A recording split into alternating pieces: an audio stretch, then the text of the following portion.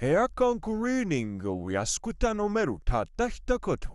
みんな知らんのなぜっていう話なんですけれども、聞きたいこれ聞きたいよね。でもね、これ言っちゃうとね、アフロ消されちゃうかもしんない。業界に。ねえ、大丈夫みんな守ってくれる？本当に怖いんだけど、マジで。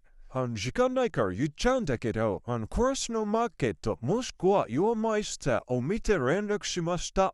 この一言だね。ちょっと待って、今この一言聞いただけで消そうと思って人待ってね、これ。マジでちょっと用法用量間違えると、マジで逆効果になるから気をつけてね。まずステップ1、クラッシュのマーケットもしくはヨアマイスターを見て、やってほしい人を見つけるね。これ大事。ステップ2ね。これはやってほしい人の店舗名を見つけて、直接連絡できる方法を探す。これ大事。で、ステップ3はですね、その人に連絡をするってことだね。できれば電話とかよりも、LINE とかメールとかの方がいいね。電話とかちょっと作業中だと出れないから。ね。